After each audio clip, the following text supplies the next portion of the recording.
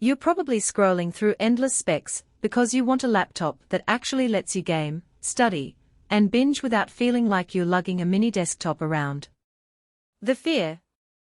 You spend a good chunk of cash and end up with a machine that throttles in the middle of a boss fight, overheats on a Zoom call, or dies after an hour of YouTube. I felt that same hesitation when I started looking at the ASUS Vivobook S16 AI Copilot Plus.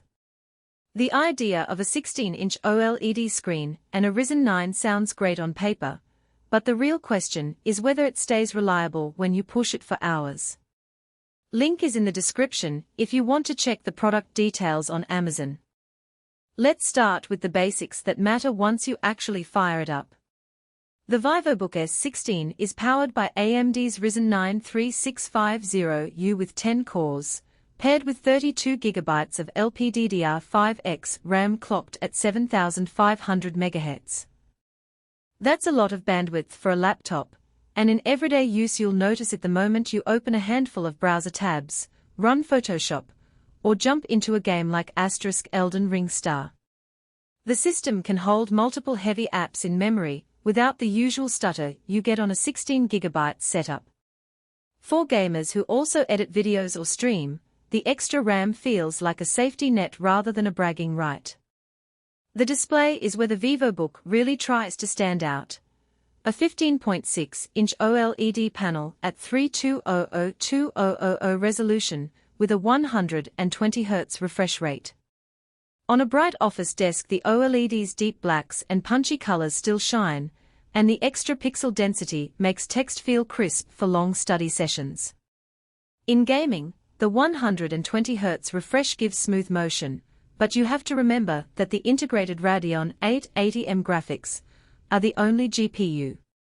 In titles that are GPU heavy, you'll be pulling around 4,555 frames per second at medium settings. That's perfectly fine for competitive shooters that favor high frame rates, but for AAA open-world games you'll need to dial down textures and shadows to stay fluid. If you were hoping for a pure desktop-class experience, this isn't it, but it's a solid compromise for a thin and light laptop. Heat is the elephant in the room for every gaming laptop, and the Vivobook's design tries to balance a sleek chassis with enough airflow. Under sustained load, say, a 3-hour Cyberpunk 2077 marathon, the fans spin up noticeably. You'll hear a consistent whir that's louder than a typical office notebook, but not as aggressive as a high-end gaming rig with multiple heat pipes.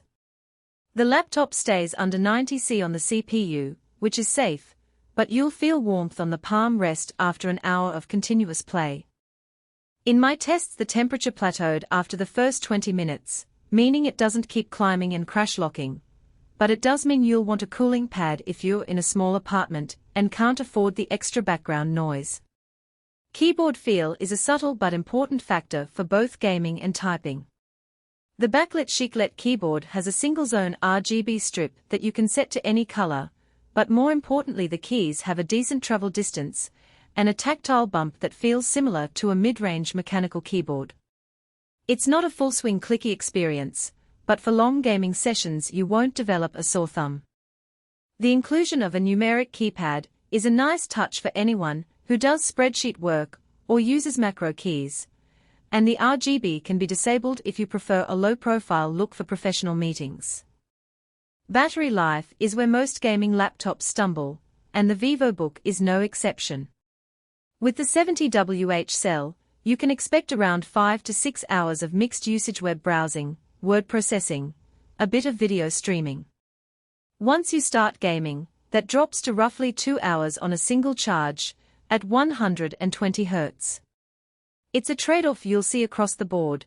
You get a gorgeous OLED and a powerful CPU, but the power draw of the screen and the integrated GPU eats into endurance. If you need a machine that lasts a full day of classes and a quick gaming session, you'll probably need to keep the charger handy. Portability is a mixed bag. The chassis measures just under 14 mm thick and weighs about 1.9 kilograms, which is impressive for a 16-inch laptop with a high-resolution OLED.